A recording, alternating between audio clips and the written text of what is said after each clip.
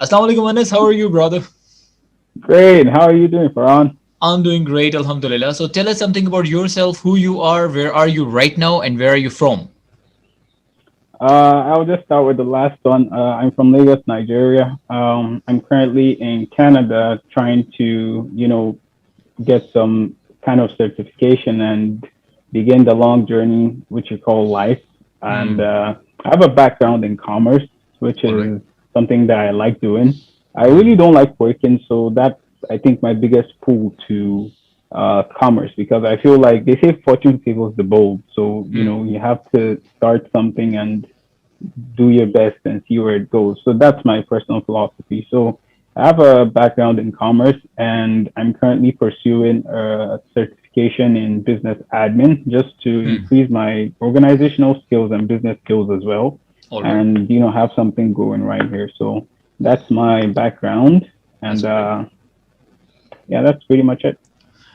There is a saying: the birds of the same feathers flock together. Talk together. I'm also from the commerce background, by the way.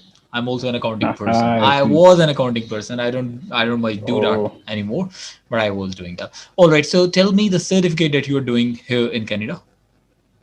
it's a business admin Business certification administration. All and right. it's a year long, so nothing too, lengthy. I just want to develop some skills which I personally feel like I might not have or might not be up to standard. So just to get those skills going and see where that takes me down the road. The way you mentioned you want to brush up those skills, are these skills related to accounting or your personal development? No, no, personal development. So, in and that has to do majorly with my background because, like I said, I come from Nigeria, and Nigeria is a place where there's absolutely no organization from Hmm. traffic to school to life itself. There is absolutely no organization. So Hmm. moving into the Western world where everything has laws that Hmm. constrain everything, like it's more of a different approach. So me Hmm. coming here, I figured that okay, um, in life, you need some kind of organization. And I come from a place that has zero to none. Hmm. Hmm. So my best bet was okay, I moved to this place, which is Canada. All I right. get to learn these skills and then use those skills to develop myself and develop others as well Hmm. down the road. So that's the main reason why I decided to make this big leap in life. All right. So, I mean, what are the real name of those skills that you are looking to develop in yourself? We are going to talk about that as well. But first, you tell me, what is your mother language? Mother language is definitely English because Nigeria is an English speaking country, but I All also right. speak Hausa too. Okay. So that's a West African language. They speak it in Nigeria, northern Ghana, Togo, Mali, Niger, even Hmm. some parts of Saudi Arabia too. Hmm. It's a very broad language, All so right. many places across the continent. So that's also my second language, I guess. Okay, so even in Nigeria, most of the people are speaking English, but when you were moving to a real-time English-speaking country just like Canada, so was IELTS Yeah. required to move there, or was it not Yeah, necessary? definitely. It was. I had to take the IELTS exam. There are Okay. some countries that are exempted, but even Nigeria, as an English speaking country, you are required to have IELTS. But sometimes it also depends on the school. So my school specifically demanded that I take the IELTS exam. So that was what I had to do. All right. And in most of the countries, I have seen that IELTS band is not very high in number. If they want to move to other countries, for example, for Saudi Arabia, it's not a very huge band that you have to score if you want to move to an English speaking country. How was in your case? In I my mean, how? case, it was the school's band was 6.5, but I had no idea because like I hadn't taken IELTS before, so it was something new. So when I learned that, I had to hurry up to do it. So I just had 2 weeks of time, like to prepare myself for it, and I had never seen, like an IELTS example question or anything like that. So I had just 2 weeks to do everything, but Alhamdulillah, I got that through 7.5 and That's brushed amazing. through it. Yeah, thanks. Hmm, that's great. So That's yeah, great. that's my IELTS story. Okay, so finally, after getting the desired bands, more than desired bands and IELTS, you are now in Canada. So you tell me, what is the difference that you have found over here in Canada in the education system? I mean, how they were treating education system in Nigeria, and how is it here in Canada? In Nigeria, the educational system is all about we have students, they pay their fees. Now we're just going to teach them. If they understand it, that's fine. If they don't understand it, that's fine. And then Hmm. we just move along to the next set of students the following year. And if you Okay. don't make it, you just have to repeat. So there's not much focus on students, especially on the individual level, because here in Canada, the main difference is that a teacher always follows up. They always make sure that you understand the fact that you can always ask questions. And if Hmm. you're, drawing behind in class, you can always come to them and they'll be more than willing to help. They really like it when you approach them with Hmm. questions and all. But in Nigeria, that's not really the case. And I don't want to say all teachers do that because there are some very nice teachers in Exceptions Nigeria are who do everywhere. the same. Hmm. Yeah, but speaking generally broadly, teachers in Nigeria just teach because they have to. That's their Hmm. job. They don't. There's not much passion for it. It's just a job. So I Okay. would say that's the biggest difference between the Nigerian educational system and the Canadian educational system. All right, Anas, just as you have mentioned that in Nigeria, if you do not understand anything, either if you pass your exam somehow, you move on to the next class, or you have to repeat your class. So, what's the Yeah. situation over there in Canada? Well, in Canada here, if you fail a course, you have to wait and take it again. But Okay. I don't want to say it's very common, and I also All don't right. want to say it's not common. But some Hmm. people do have to repeat courses here and there. But generally speaking, if you do your assignments well, you take your tests seriously and your exams, and you follow up in class properly, and you read, the chances Hmm. of that happening become very, very, very slim because here everything is streamlined, so you know what you're going to be doing when you're going to be doing it. So it makes Hmm. everything much easier for you. All right. So, just as you were saying that teachers in Nigeria are not very passionate about the profession, they are more considering it as a job. How Yeah. exactly it is in Canada? That's the first part of the question. Secondly, you also have to tell me, like in Pakistan, it happens in school system, to be specific, there is no specific criteria of hiring a teacher that becomes a reason for not having the passionate teachers or a person who is capable of becoming a teacher, a nation builder. So, what's the criteria over there in Nigeria and in Canada? Honestly, the criteria for hiring teachers in Nigeria, because I've been around when, like, my school, then when I was in school in Nigeria, I've seen where lecturers and teachers would be hired, like in my presence, and all they had to do was complete a particular test, on the subject that they would like to teach or the Hmm. program that they would like to teach. So if you're a math teacher, they would hand you a paper filled with maths questions and you just had Hmm. to solve it. And, after that, you just talk to whoever is in charge. And when they feel like you're able to speak or communicate efficiently or just well, Hmm. that's it. You get hired. There is no background check. There's no, Hmm. you know, deep, what's it called, observations into your experiences and all. Like it's just you can do it, fine. Here you go. That's the job. But here in Hmm. Canada, you find out that there's background checks. Teachers have to go through an entire criminal check. They have to Hmm. do this. They have to do that. There's just so many checks and balances here that it's hard for a teacher to not be passionate about the job that you get. Hmm. And because the stress alone to become a teacher, it's not something you would go through if you didn't have the passion. Hmm. Hmm. And in Pakistan, it's the same situation, by the way. The way you were saying that in Canada or in developed countries, the way they check the criminal background of the teacher, so they want to see that morally, is this person capable of becoming a teacher or not? So based on that, in Pakistan, teaching profession is not a very a model profession that you can consider that everybody wants to join. It's just an last option. If we are not Yeah. getting job anywhere, so we'll go for the teaching field. This is a very common scenario in Pakistan. How it goes in Nigeria and Canada? Yeah, that's honestly the same. Like the whole unemployment thing around the world, the situation when it comes to unemployment has forced in, especially in developing countries like Nigeria and Pakistan, it has forced so many graduates Hmm. to just search for jobs that on a normal day they would not have considered because there are just no jobs. So it's kind of like what comes your way is what you just take, which goes back to the point we made earlier about them not having the passion for it. It's because it's more of a last resort job to them. Hmm. So Hmm. that passion isn't there. They're just doing it because that's what came their way.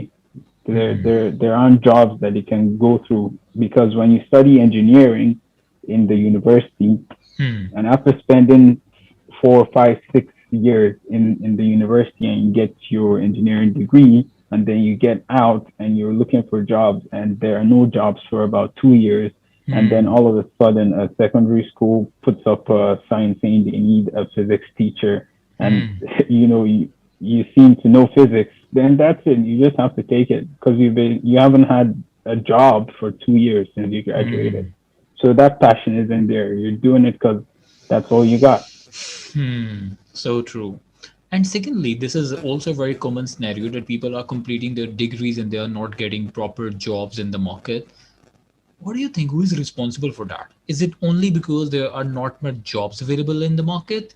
Or is it also because the student who has completed his degrees, he is not capable of finding out a job? Or might be there are no proper career counseling training skills provided to the students? I mean, just as we were talking, like they are not trained how to apply for a job. They are not trained. I mean, students specifically in Pakistan, they are not trained how to write a resume even what exactly they have to talk in an interview, how they can talk about their promotion, how they can talk about their increment. They are not trained for these things. They're not trained for careers at all. They are just filled with the input of information. We are just filling out the information with into them, into the student. They don't know where exactly they have to prove the output. What would be the source of output? How do you see that in your country?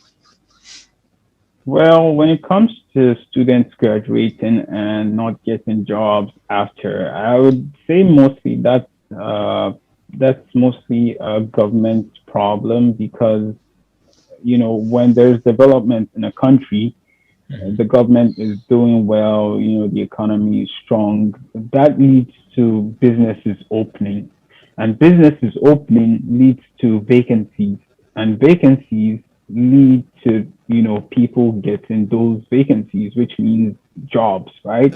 So when the government does not function as it should, those businesses that were supposed to have opened up seem to close or not even open up at all. So that leads to a downward spiral when it comes to employment. It's not really the problem or the fault of students because you can attend 6 years, at a university trying to get a degree and you get the degree, even if it's, I don't know the particular grading system that you guys use in Pakistan, but in Nigeria, there's first class, second class, and third class. So third class would be the low guys, and second class upper would be the second class lower, second class upper, and then there's first class. So for those, most average university students always end up in the second class upper or second class lower. And then the Okay. very smart students end up in the first class. Then the guys who just scheme through university end up in, the third class.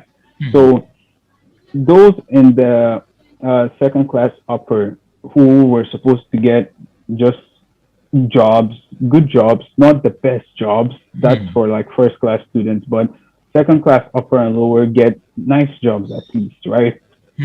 So when you have second class upper students who do not have jobs and they graduate with those degrees, that's a nice degree. It's not bad. It's not third class. It's second class upper, right? When they graduate, and they're looking for jobs, and they've attended all the seminars they want to attend, they've attended all the lectures, all the counseling on how to apply for jobs, how to get jobs. At the end of the day, if there are no jobs, they might have all of that knowledge, but there's nowhere to put it. There's Hmm. no one to test them on all of that. All they Hmm. can do is just sit and wait or keep trying. Those are the Hmm. two options. But when you have a functioning government, a good economy that keeps churning out businesses, because when the economy is good, right, Hmm. people tend to want to open businesses. It could be a barber shop. It doesn't have to be a Hmm. multi-million-dollar Yeah. business. True. You can open up a restaurant, employ waiters, employ cashiers, employ chefs, employ, the project managers behind. There are so many options, right? So when businesses like that keep opening, employing 30, 40, 50 people at a time, the economy seems to rise. And that also gives rise to people being employed. So even Hmm. if you don't graduate with the best grade, at least you know that there is a job somewhere in that little line that you can fit in. It doesn't have to be at the top, but you can Hmm. fit in somewhere at the middle. Hmm. So it all goes back to the government when it comes to jobs. Hmm. So, just as you're saying, it all goes to the government, it's the government responsibility. But what do you think about the education system? Are they training? Are they training, providing them training about the jobs or the business? The way you mentioned, it could be any business. It doesn't need to be a multi-millionaire businesses. It could be a barber shop. It could be a small restaurant on the roadside, might be. But for that thing, is it really allowed? I mean, I also wanted to do a business at a very low scale, but my family said, you have done your MBA, you are studying a lot, and after that, you are going to start this tiny business. We are not allowed to do this at all. Who do you think is responsible for that? Because I take it like education system. Even you, if you are from the business administration background, you have to tell me how it goes in Canada specifically. But in Pakistan, how it goes, even if you're doing MBA business administration, it's all about the job thing. We are not trained, we Yeah. are not tuned in a way that after getting education we have to start a business. It's all about starting a new job. It's all about Yeah. finding a job. It's all about, if you will get the skill, you can be able to work in a big company. It's also about Yeah. working in that. Business skills are not there. What do you think, how can we develop this thing? I mean, even if after studying business people are looking for jobs, and people who are doing business most of the time in Pakistan, to be specific, they are not educated, and educated Yeah. people go to them. Yeah. Yeah, for me, I believe that also goes back to the whole counseling from a very young stage, from a young, Hmm. level, because when you have someone who his entire life, all he or she has dreamed about is, oh yeah, I need to get to this level, I need to graduate, I need to get this degree, because when you get a degree, the next thing is to get a job. Everyone's mind, that's everyone's mindset, or almost everyone's mindset, right? Hmm. You go to school because you need to graduate, Hmm. because you need to get a job so you can have a life, right? Hmm. But people aren't really told from childhood that, okay, you see, in life you can get a degree, get a job, and still be a business owner, right? Hmm. You don't Hmm. have to always just sit at a desk from Hmm. 9 a.m. to 5 p.m. and just keep, typing or signing documents or writing this Hmm. or that, right? Hmm. And that's the mindset that I believe, like we mentioned at the beginning, Hmm. people are slowly starting to realize, because like I said earlier on too, fortune favors the bold. Like if you take that leap and you decide, okay, this is what I want to do, I'm going to be a risk taker, the Hmm. rewards can be great at the end of the day. So Hmm. people need, personally, I feel like people need to change their mindset to take Hmm. some risks, right? You don't always have to sit at a desk all day long, and you don't always have to wait for, someone to hand you a job offer before you can do something. It's fine if you're just graduating or something like that and you don't have the financial means to open up a huge business or anything like that. That's also fine. You can go that route too. But either way, I believe it works. But people should just keep at the back of their minds the fact that they can be business owners with their, MBAs or bachelors in business administration. All right. So just as you were saying that they should be trained that they can take risk and there is no harm in taking risk. But how I take it, I mean, people are not trained to how they can learn, how they can deal with the stress, with the pressure. Because when they take a risk, there comes a pressure management, Yeah. stress management. These skills are not there, and financial management is not there in our education system. They don't tell us how to deal with the finances, how to make money, how to make more money. They don't tell us. But anyways, and now you tell me that in Canada, I believe so, this is already a very common thing that every student over there, when they are student, they are with the independent mindset. I don't see that thing in Pakistan because in Pakistan they take it like once we will complete the degrees, once we'll complete the MBA, after that we are gonna do some job or the business or any part-time thing or whatever we'll be doing. We'll start looking for the job after completing MBA, after completing degrees. But in Canada and developed countries, we have seen that while they are the student, they start working in any organization. The way you said it could be anything. It's not about joining the big organization while you are a student. It's about doing or taking a start from anywhere, but at least becoming dependent.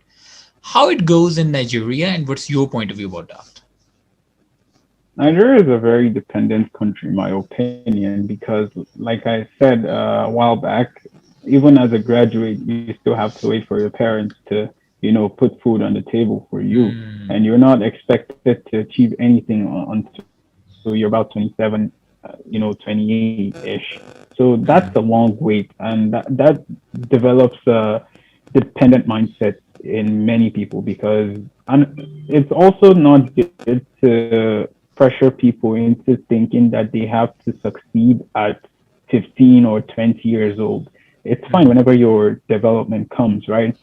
But I believe that when it comes to dependence, that's something that should be taught also at, a tender age. There are so many things that need to be included, in the school's curricular system, at a very young, tender level. And for me, I believe that, and this is just my personal opinion, and I don't know if anyone else might disagree with this, but one of the biggest problems with not just Pakistan or Nigeria's educational system, but the global, educational system is that we feel and believe that, knowledge is static, it's not dynamic. And that's one of the biggest mistakes, right? Because knowledge and education are two different Evolving. things, to be honest. Yeah, they keep evolving and they're dynamic. They're not static. And if you've seen or if you've checked the educational system in the last 30 years, they've just included some new developments here and there, but it's still the same core things, right? There not much has changed at the center. They've just added, oh yeah, there's a new discovery here, there's a new discovery there, and they just add that to, the science topics and all. But at the very core, it's all just the same thing.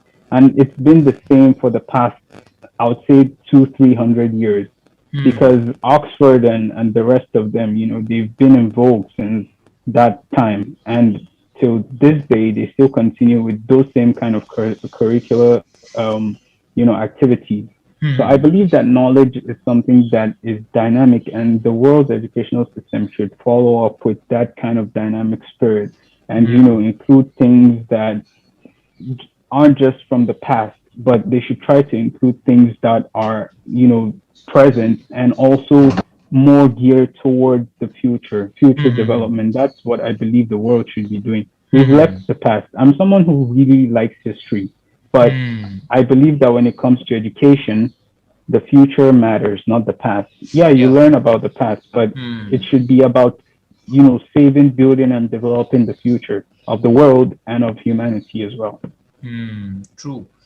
And this is also true that education system is dependent on past right now. They are teaching what happened in the past. All the case studies are there, and even if you talk about the computer, I used to teach computer subject once, and over there in 2020, I was teaching features of Windows 98, features of MS Excel. Hey, This is true at graduation level. It's all about the past. I also take it like we are just telling them, we are just teaching them what happened in the past, and we are not giving them exposure, we are not giving them a vision, we are not giving them brainstorming activities, critical, creative thinking activities. What can you create from this thing? I mean, there should be some activities like that, isn't yeah, it? definitely, definitely. For me, I believe that when it comes to teaching people about the past, the mistake is that they just lay it all out for them. They just teach them, oh yeah, this happened in, so and so. This happened in 1960. This happened in the 1800s. But Hmm. they they need to attach. What the mistake they make is that they don't attach lessons to those instances, right? Because when I come to you and I say, oh yeah, in 1900, India became a nation or something like that. Like if I tell that to you, like you're just gonna say okay, Hmm. and but what you need to say is that okay, in 1900 this happened, and this, and this are the results, right? You need to teach them the moral of that lesson. And that's why many people don't like history too, because, Yeah, yeah, yeah. they just see it as, long pages of boring things Yeah. that have happened And what before. they do But have to do with that. Hmm. yeah, they don't teach them the morals of that story. It's because of this and this and this that today we have this and this, or we have that and that. And that's the mistake that most of them make. And I believe that, like I said, the world is slowly crawling towards that kind of development and all, which is something good. And it's not going to happen overnight. It's not going to happen in one generation. It might take, the next generation that's currently coming up to realize that, okay, education is very dynamic and you just have to learn what what you're going to really make use of. And I believe, the next generation will do better than this one in terms of education, though. In Yeah. terms of education. Ensure they would. But now, how I understand is that what you are saying, we are teaching the past thing, but we have to connect it to the present. We have to connect it to the past. That connection is missing, which Yep. is also a reason students are also losing interest in history. They are losing interest in the education as well. They're losing interest in the studies. So if we have to push them more, so that we have to make them realize that what is the real importance of this education. Okay, now you are right now in a developed education system. What do you think, what changes we need in developing education system? For instance, Canada, if we compare it with Pakistan and Nigeria, so what changes we should bring in our education system? And number two, who is responsible for that? Who can bring those changes? Is it the teacher, organizational institutions, or the government? It's honestly all hands on deck. None can function without the other. The government can make policies all day long, and the teachers can ignore those policies all day long. And the teachers can teach things all day long, and the government can just come around and stop them from doing those things and, fine them or jail them. So it's supposed to be uh, a concordia between the government, the teachers, even the parents and students, because, like I said, it's all hands on deck when it comes to what you want your child to learn in school. You don't just hand your child over and say, teach them whatever you want. The government and the teachers need to sit down together and streamline, the educational system. They should let go of most of the unnecessary things because, in my time in high school, they taught us quadratic equation, and till this day, I haven't used it. It's just there. And there are so many things like that. And I understand that it's meant to develop your arithmetic skills, but still, like, there's so much of it that's not really necessary. It's good, but most of it is not needed. It should be toned down. And so many things that people actually use day to day, their daily life, should be introduced into educational systems as well. Government and teachers work hand in hand, and they cannot work without each other when it comes to education. Yeah, I got your point that they are most of the time keeping us busy. by doing some stuff, by studying anything, something which is might not be needed in the life, which is might not be needed in the career. And the way you were saying that government and teachers should sit together, which means government should pay most of the attention toward the education side, because this is also the funnel through which every single person of the nation has to pass through.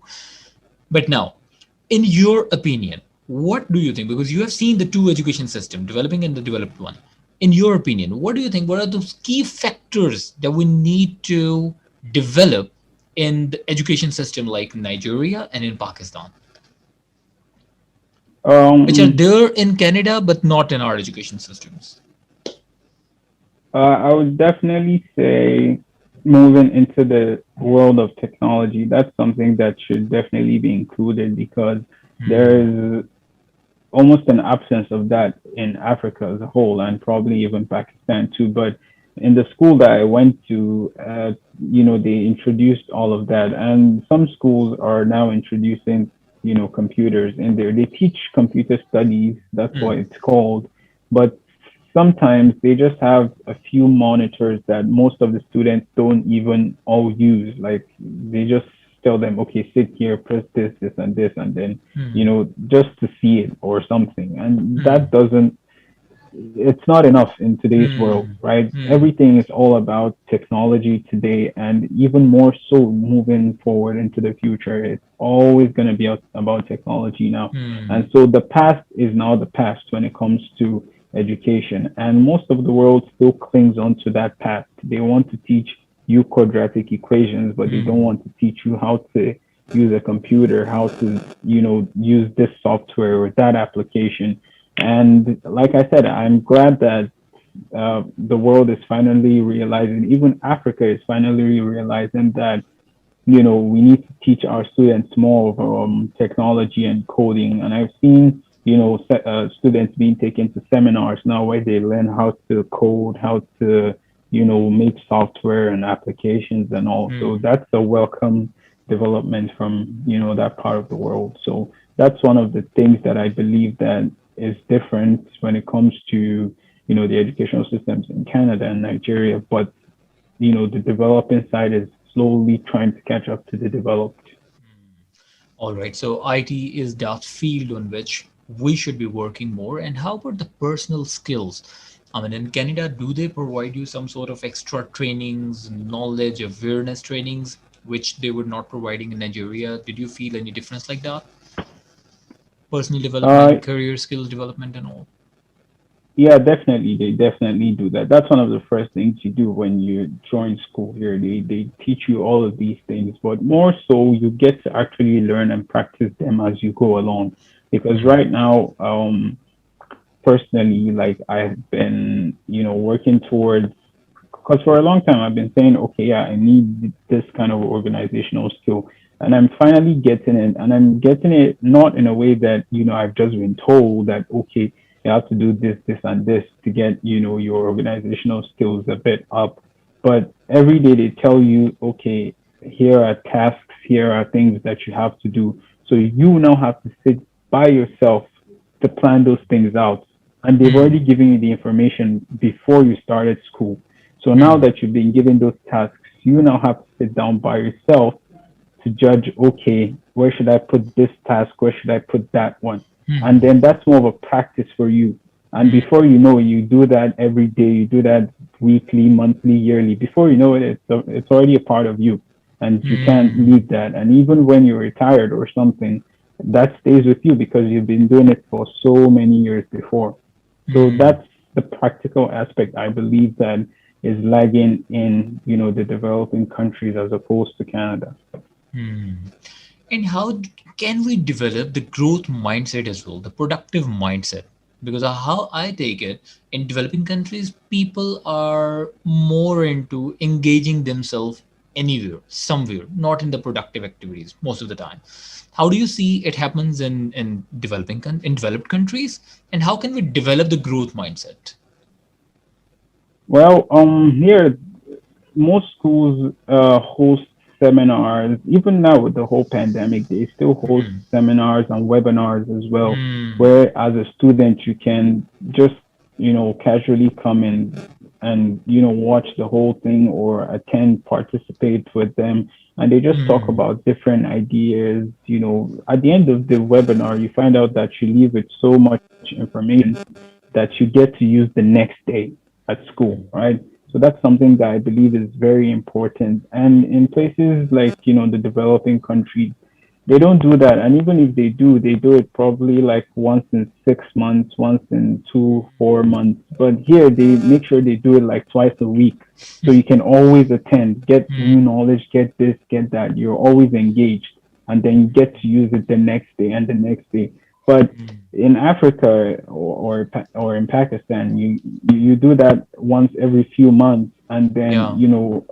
at the end of the day, you find out that by the time you attend the next one, you've forgotten what you learned in the last one, and it's Hmm. just kind of like I just have to attend it because I have to attend it, and they make it kind of compulsory. I don't know if they do in Pakistan, but in Nigeria they make you attend it. So even with that force that you must attend this, Hmm. seminar, you've already made that passion leave. Because I don't know about you, but for me and most people, when you force someone to do something, they don't do it with as much zeal as they would Yeah. if they did it by themselves By themselves, willingly. true. Yeah, Intuition matters a lot. yeah, exactly. All right, my last question, and coming back to the same from where we started, what are those skills which you were looking to develop in yourself by coming to a developed countries? And secondly, what are the skills that every degree holder should have before jumping to the career? Personally, the main skill which I had always wanted to develop and which I am working towards, and I know even after many years, I will still continue trying to work on it, is the organizational skill. Because, like I said, I come from a place that has almost no organizational skill. Like you drive out and traffic comes this way and then goes this way, and then Hmm. everyone is just going everywhere. So there is absolutely no organization. And I figured that the rest of the world is organized, and I come from a place that is not organized. And I know that, okay, I do not want to live in this kind of disorganization for the rest of my life. That's So I great. figured, all right, I might just move over to a place that has some kind of organization, learn that organization, and if I want, I can then go back to this organization I came from and try to organize it and teach people to organize themselves, organize their communities, and then, Amazing. before you know it, it's nationwide, and it's now, the whole continent that's trying to look organized or behave organized. So organization is definitely something that, you know, moves me. Like I want that organizational skill. And then besides that, I would say, motivation, learning to do things without, anyone pushing you to do it. Like here, that's something that is all that also stands out. No one tells you what to do. You just have to think that, okay, I need to do this at this time and I need to get this done by, this time. So it's something that in Nigeria you don't really have. Because in Nigeria, you know that no matter how bad things get, you always find a way. But here, there is no way. There is only one way, which is to get it done. So that's something that is also something that I am trying to learn, and something that, mashallah, I have slowly been learning too. Alhamdulillah, Alhamdulillah. So just as you have mentioned that you are going to bring change into your own area from where you belong to, what are those key or the top factors that you will start working on when you'll go back there? Uh, Definitely trying to make certain that people understand where they're coming from, and the fact that where they come from is not in any way, at the same level with the rest of the world. They should try to up their standards, basically, become role models for the rest of the continent. Nigeria, they call Nigeria the giant of Africa, but in Nigeria itself, it's not. We know ourselves that in the country we're just little people. There's not much giant about Africa. I mean, Nigeria. It used to be, but not anymore. So that's something that I definitely would like to see people realize and change. So yeah, that's definitely one factor. Well, that's a wonderful vision you have, and I wish that Allah might give you success into that, which is really a Yeah, hard man. track, a very hard A track to do really hard because, one. yeah, because it's not like, I mean, people who get some awareness, it's so difficult for them to give awareness to the other people as well. And I really wish that Yeah, you become successful into that thing, and we all should be able to bring some changes into the society, into the people mindset, so that we should grow as a nation, not as an individual. So, Anas, thank yeah, you so man. very much for your time. It was lovely listening to you, and Anytime. yeah, and we also explored so many points. I hope so that the viewers will also get benefit from this video. So, thank you so very Yeah, much for man. your time, Anas. Thank you. Take care. Anytime, Farhan. Thank you, Stay safe brother. and keep changing Pakistan as well. Yeah, we are trying our Thank you best so to. much. Thank you so much. Take Yeah, care. Bye bye. hopefully. Okay, take care. Bye. Allah Hafiz.